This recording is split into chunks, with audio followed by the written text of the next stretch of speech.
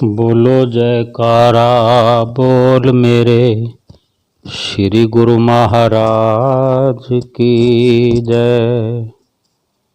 सभी गुरुमुख प्रेमियों से सप्रेम जय सच्चिदानंद। न मुश्किलें कम हैं न हौसले बड़े हैं, फिर भी यकीन है सब अच्छा ही होगा, क्योंकि हर कदम रहमत लिए मेरे गुरुजी खड़े हैं। यकीन करने की ही बात है, जिसे यकीन है कि मेरे सतगुरु मेरे साथ हैं। फिर भी जिह्वा से शब्द निकलते हैं, फरियाद निकलती है, ए हवा तू मेरे गुरुजी के पास भी जाती तो होगी, मेरे प्यारे को मेरे दिल का हाल सुनाती तो होगी। कभी छू कर तो देखना उनके दिल को, कभी उनको भी मेरी याद आती ही होगी। कितने ही तरह से हमारे श्री गुरु महाराज जी अपने गुरुमुख प्रेमियों को समय समय पर किसी न किसी रूप में दर्शन दे जाते हैं, दिलासा दे जाते हैं, सच्ची खुशी बख्शते हैं। एक प्रेमी के साथ हुई स्वप्न लीला। क्या कहता है प्रेमी, बताता है कि उसे कैसे दर्शन हुए कि एक दिन सुबह उठकर वो बयान करता है कि सुबह से मेरा मन उदास था और मैं मन ही मन श्री गुरु महाराज जी के आगे ये विनती कर रहा था, दिन भर विनती करता रहा प्रेमी कि स्वामी जी इस बार तो हमको आपके दर्शन नहीं हुए, क्योंकि हम सब जानते हैं कि ये पूरा साल निकल गया है और साक्षात दर्शन किए जो समय व्यतीत हुआ था कि लगभग 1 साल हो रहा है, तो उस बात को याद करते हुए वो तड़फ लिए हुए वो फरियाद कर रहा है अपने अंतर्मन में। और इसी तरह दिन भर चलते शाम को जब 5 बजे जिस तरह गुरुमुख प्रेमी अभी भी सिमरन में लगे हुए हैं 5 से 6, चाहे ये एक्स्ट्रा टाइम हो या ये 1 घंटे के बाद ये दूसरा वाला समय जो मिला वो हो, तो वो अपने दिल की बात करता है कि 5 बजे घर के ऊपर चौबारे में जो मंदिर बना है वहाँ जाकर वो प्रेमी मंदिर वाले कमरे में पहुँचा है और श्री गुरु महाराज जी को मत्था टेक कर मंदिर में ही श्री गुरु महाराज जी के सामने नीचे धरती पर अपना सिमरन शुरू करते हुए जैसे शुरुआत की है सिमरन की, तो लगभग 5:30 बजे किसी ने सीढ़ियों वाला दरवाज़ा खटखटाया है और वो भगत जी उठे हैं कि देखूं कौन दरवाज़ा खटखटा रहा है।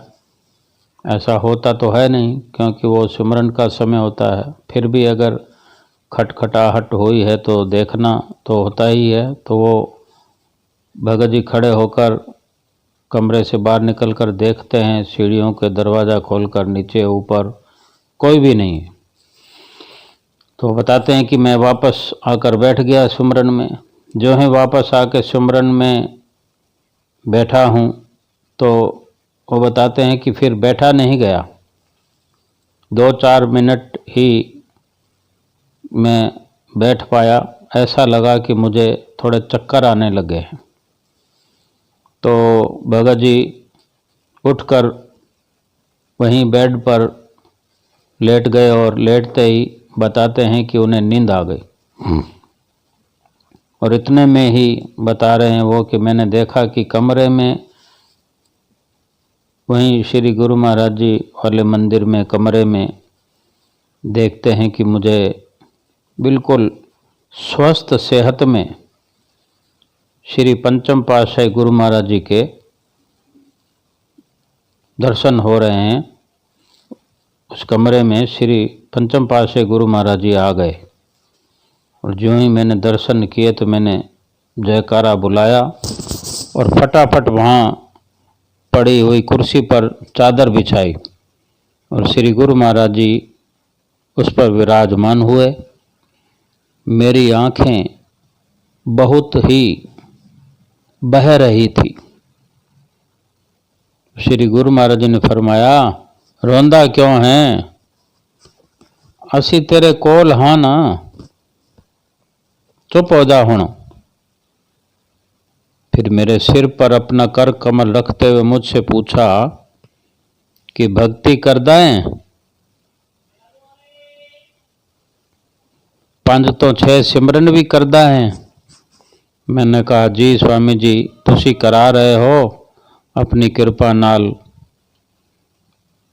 फिर फरमाया श्री गुरु महाराज ने, अच्छा चंगी गल है, करया कर। फिर पूछते हैं, सानू याद कर रहा सी? मैंने कहा जी स्वामी जी। फिर फरमाते हैं, असी भी अपने प्रेमियों नू याद कर रहे सी, और हंसने लगे। मैंने कहा, इस बार तो श्री आनंदपुर भी नहीं बुलाया तुसी स्वामी जी। तो फरमाने लगे, श्री आनंदपुर नहीं बुलाया तो की होया, असी तो तेरे को आ गया ना। मैं बहुत खुश हुआ और श्री चरणों को छू लिया। मैंने श्री चरणों को छूकर मैंने बोला कि स्वामी जी, बड़े ऊंचे भाग हैं मेरे कि तुसी मेरे इस निमाने दे तुसी घर आए हो, मेरे कोल आए हो। फिर श्री गुरु महाराज जी फरमाते हैं, अच्छा एक गिफ्ट और लवेंगा? तो मैंने कहा, गिफ्ट किदा दा स्वामी जी? तो उन्होंने श्री गुरु महाराज जी ने गेट की तरफ इशारा किया और मैंने उधर देखा तो क्या देख रहा हूँ कि श्री हजूर गुरु महाराज जी श्री छठी पातशाही जी भी इस तरफ आ रहे हैं, दाखिल होके कमरे से कृपा फरमा रहे हैं। तो मेरे मुंह से फिर से जयकारा निकला, मेरी आंखों से फिर आंसू बहने लगे और मैं साथ वाले कमरे से एक और कुर्सी पर चादर बिछाकर कुर्सी ले आया। फिर श्री पंचम पातशाही जी ने श्री हुजूर गुरु महाराज जी की इशारा करते हुए जब श्री छठी पातशाही गुरु महाराज जी को विराजमान कराया कुर्सी पे, तो पंचम पातशाही गुरु महाराज जी छठी पातशाही गुरु महाराज जी की तरफ इशारा करते हुए मेरे से पूछते हैं कि ए आशीर्वाद देंदे ने सबनू। छठी पातशाही गुरु महाराज जी की तरफ इशारा करके पूछते हैं कि भाई ये हुजूर गुरु महाराज जी सबको आशीर्वाद देते हैं? मैंने कहा जी स्वामी जी, खूब आशीर्वाद मिल रहा है, बहुत ही आशीर्वाद मिल रहा है सानू। फिर फरमाते हैं, अच्छा वचन भी फरमांदे ने? मैंने कहा जी स्वामी जी, वचन भी फरमांदे ने। श्री हजूर गुरु महाराज जी छठी पातशाही जी मेरे जवाब देने पर मेरी तरफ देख रहे हैं और मुस्करा रहे हैं।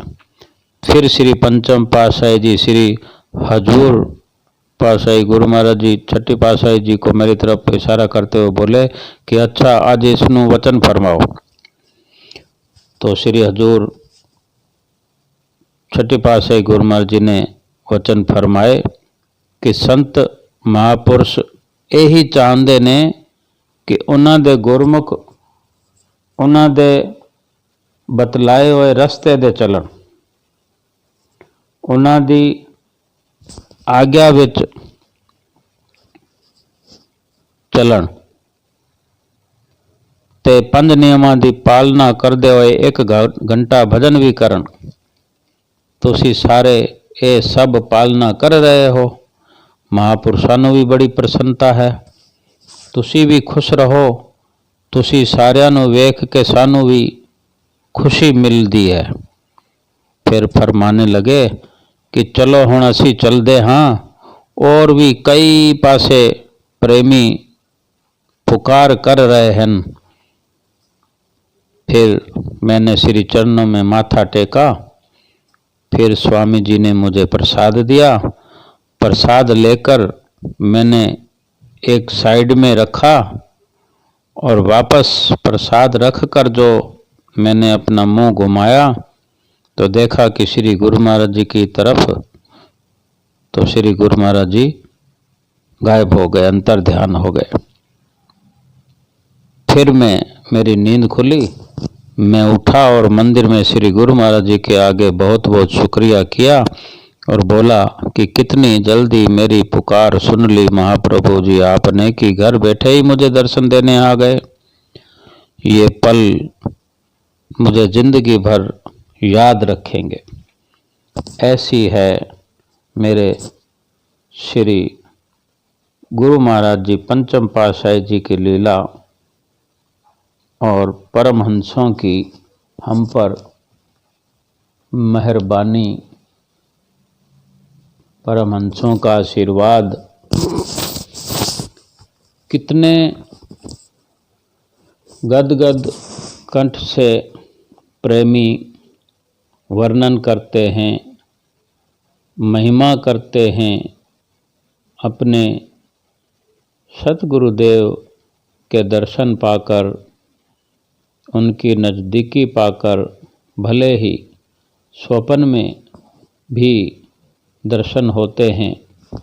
तो ये कितनी बड़ी रहमत है कि अगर हर वक्त हमें अपने श्री सतगुरुदाता दीनदयाल जी महाराज जी की याद बनी रहे, ख्याल बना रहे और उनके नित्य नियमों की पालना हम नित्य प्रति करते रहें, और जो सुमरन के लिए हमें हर वक्त चिताया जाता है, जगाया जाता है, हर वक्त सुमरन को हम करते रहें, सुमरन होता रहे, तो अवश्य ही अपने श्री गुरु महाराज जी की भी नज़दीकी हमें इसी तरह मिलती रहेगी।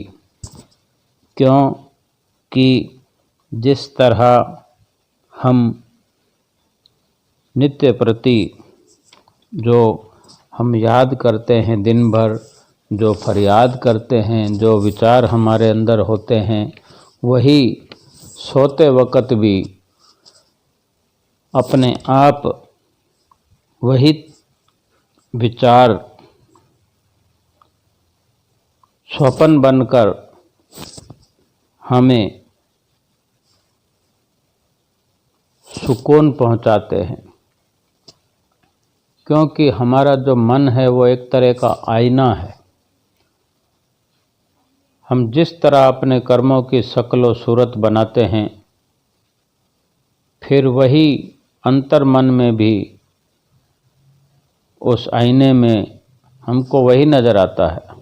उठते बैठते जागते महसूस होता है कि हमारे श्री गुरु महाराज जी हमारे पास हैं, हमारे साथ हैं, हर वक्त हम याद करते रहते हैं। तो ये घड़ियाँ हमें नित्य प्रति नसीब होती रहती है कि हमें हर वक्त ऐसा ही लगता है कि अंतर नाम की जो सोई हुई ताकत है तभी जागती है जब हमारा सतगुरु के साथ सच्चा प्रेम होता है। जिसने सतगुरु के ज्ञान रूपी दीपक से अपने हृदय रूपी दीपक को जला लिया, फिर उसका जलता हुआ हृदय, रोशन हुआ हृदय अपने सतगुरु की जुदाई सहन नहीं कर पाता, क्योंकि नाम के रंग में रंगा हुआ प्रेमी अपने प्रीतम से अलग होना ही नहीं चाहता। यदि हम सच्चे प्रेमी हैं तो हमें अपने प्रीतम सतगुरु का द्वार तो कभी नहीं छोड़ना, सतगुरु की याद भी नहीं छोड़नी है, सतगुरु की याद से दूर नहीं होना है। प्रीतम प्यारे श्री सतगुरु जी का दर जो है, हमें घर जो है, दरबार जो है, बड़े भागों से प्राप्त होता है, जिससे जीव संसार सागर से पार हो जाता है। इस दर के प्राप्त होने के कारण, इस दर पर जो भक्ति की दात मिलती है, उस भक्ति के कारण, इस दर पर जो संत सतगुरु की जो हमें रहनुमाई मिलती है, संत सतगुरु का जो हमें प्यार मिलता है, उस रहनुमाई के कारण हमारा इस भवसागर से पार होना सरल हो गया है कि हम आसानी से अपने आप को इस भवसागर से पार कर सकते हैं।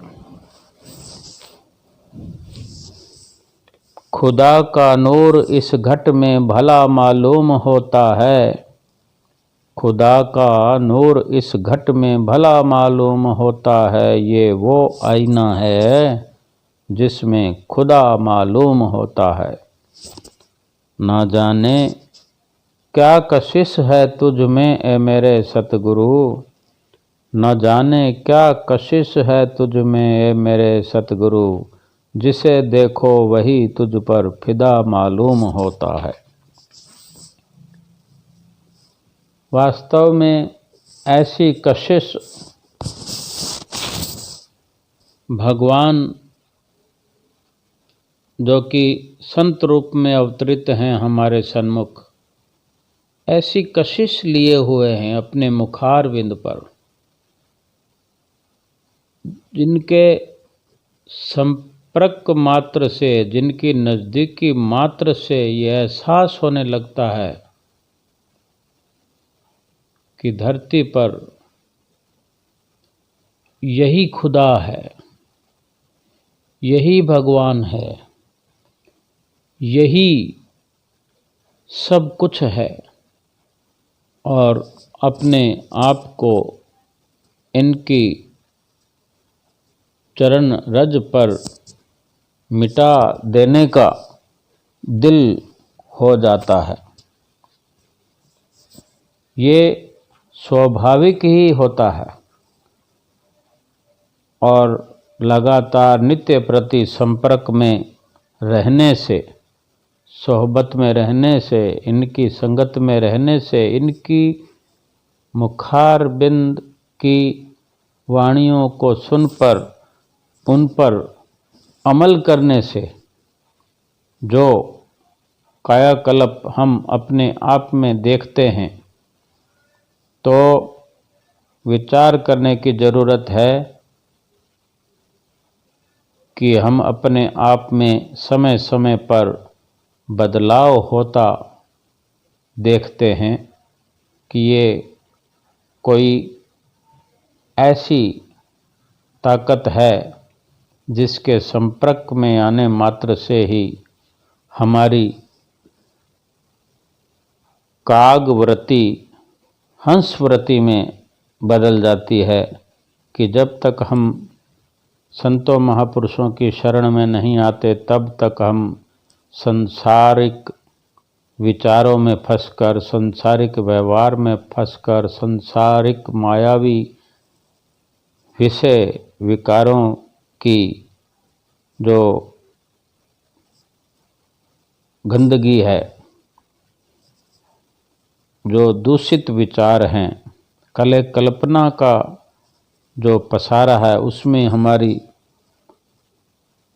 आसक्ति होती है। और जब संतों महापुरुषों की शरण में आ जाते हैं और उनके बताए रास्ते पर चलते हैं तो हमारी वही मनोवृत्ति जो है हंस वाली हो जाती है।